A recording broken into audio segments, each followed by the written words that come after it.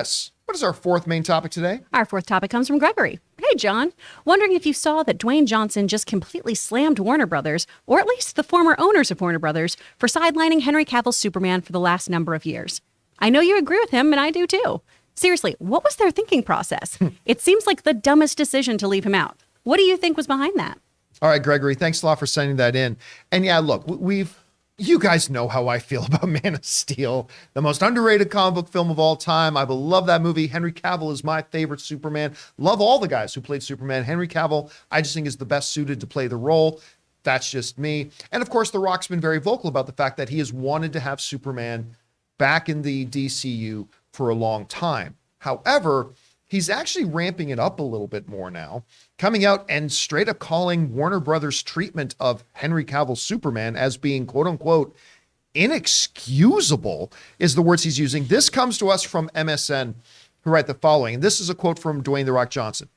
And at the end of the day, the studio, being Warner Brothers, was not bringing Henry Cavill back, inexplicably and inexcusably. For us, there's no viable, logical way to build out the DC universe without the most powerful force and the greatest superhero of all time sitting on the sideline. It's impossible to do so. And there was no other Superman, by the way, to bring back. Henry Cavill is our generation's Superman, and in my opinion, the greatest Superman. And I mean that respectfully to all the other actors, especially Christopher Reeve. Going back to the top there, the studio's not bringing him back inexplicably and inexcusably. Now, the first thing we need to point out, I'm glad Gregory did this in his email, is that, remember, Dwayne Johnson is talking about the old Warner Brothers, the Warner Brothers that was under the ownership of AT&T, the Warner Brothers that was not getting the results that they were hoping for from that Superman and had kind of taken Superman in a DC universe. Well, even before that, and even, like the Sujihara. Yeah, it's all the way back there, and sidelining Superman. Like, they didn't just sideline Henry Cavill, they sidelined Superman. And I love what Dwayne Johnson is saying here by, when he says in that comment, he said, look, you can't build a DC universe and have the greatest superhero of all time sitting on the sidelines. It's like going into the Super Bowl and having Tom Brady sit on the bench.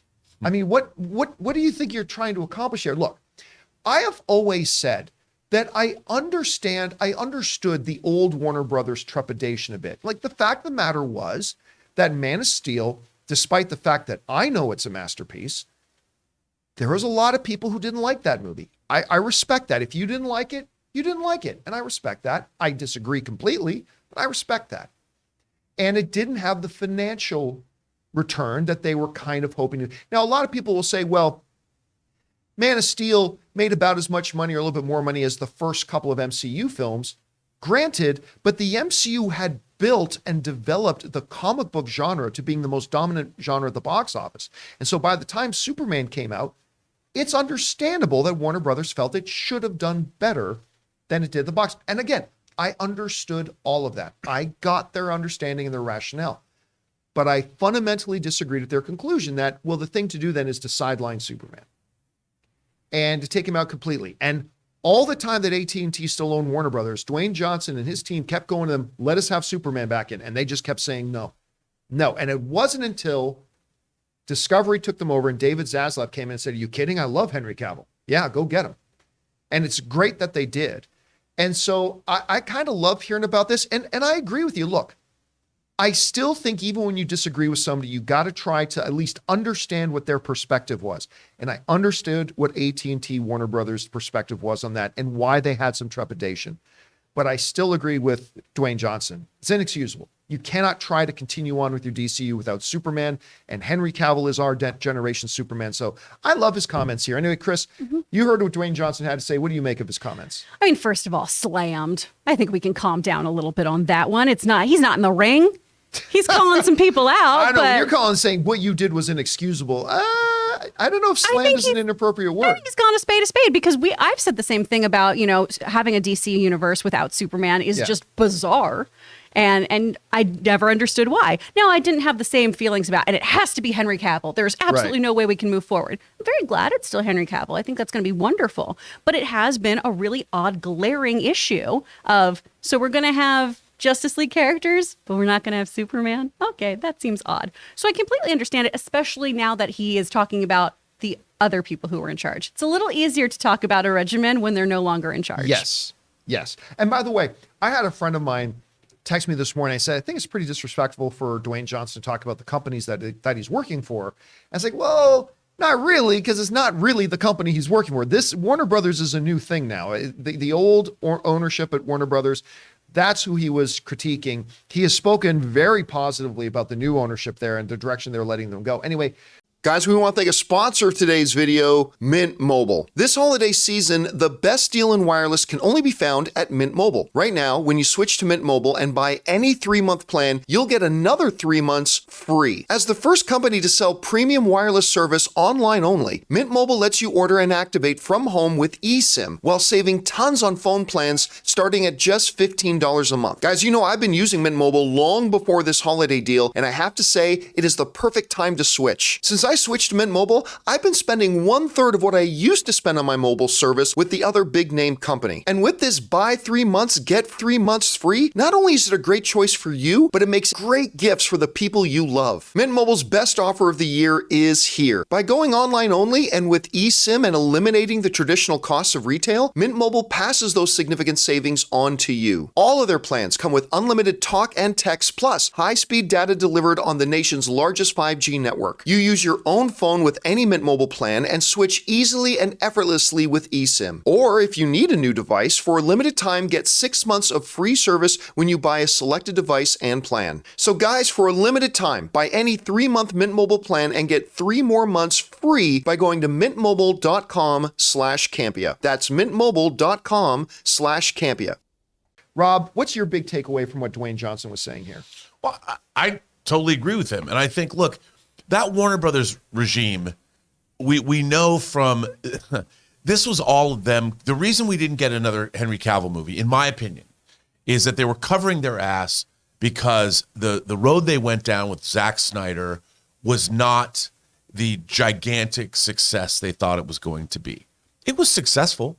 I mean, Batman v Superman, but they thought they were going to make $1 billion or $1.5 billion. And to be fair, they should have in their sleep. Well, I think that they should have too. But I think, again, as much as I appreciate Zack Snyder's take on all this, and you and I both love Man of Steel, it was a take that was decidedly, it went down a very dark path.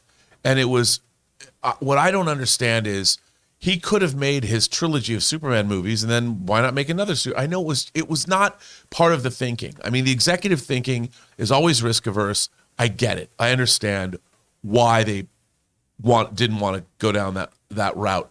But it wasn't Henry Cavill's fault. And if you had a filmmaker, if somebody just said, "Hey, we'd like to continue. Henry Cavill's a great Superman. Now that we finished this trilogy," and I mean when they finished Justice League, I understand Justice League made no money. They had to sit there and go, well, it didn't make enough.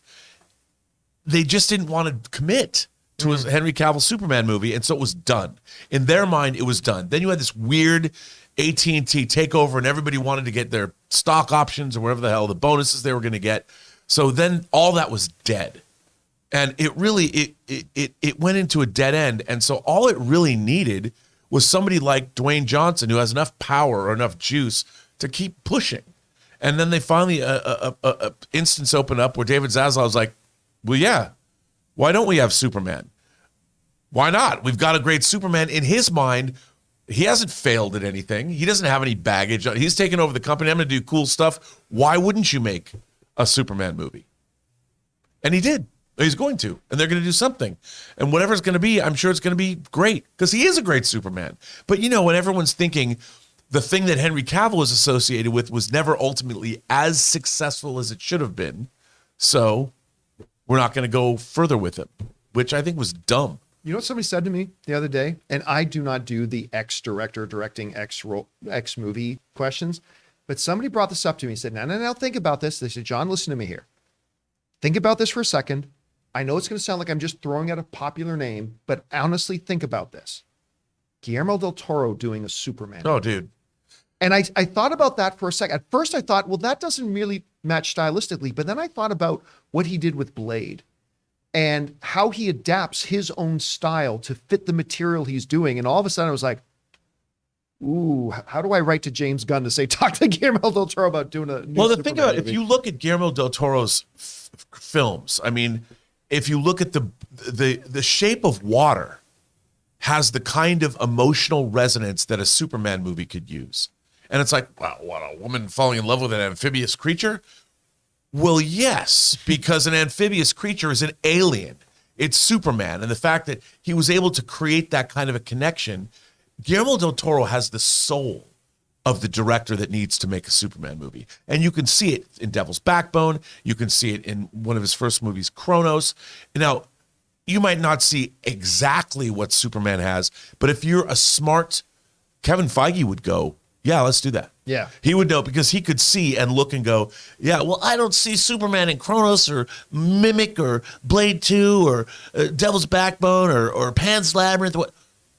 That's why you're never going to be as successful as me, Kevin Feige is, because I think he'd be great to do a Superman movie. He'd knock it out of the park. Now, I don't think he'd ever do it, to be honest Probably, with you, but I no. would salivate at the idea. Yeah, because it's not the thing about Guillermo del Toro is he likes his monsters more than he likes his Men of Steel. Yeah, he likes his imagination, but still, something like that, or another director like that. Anyway, guys, question is for you. What do you make of Dwayne "The Rock" Johnson's comments here that the fact that the old regime of Warner Brothers refused to let Superman be a part of the DCEU for the last couple of years is, quote unquote, inexcusable? I happen to agree with them. What do you guys think about it? What do you think the future Superman is going to be here under James Gunn's new DC universe? Whatever you guys think, jump down to the comment section below and let us know your thoughts.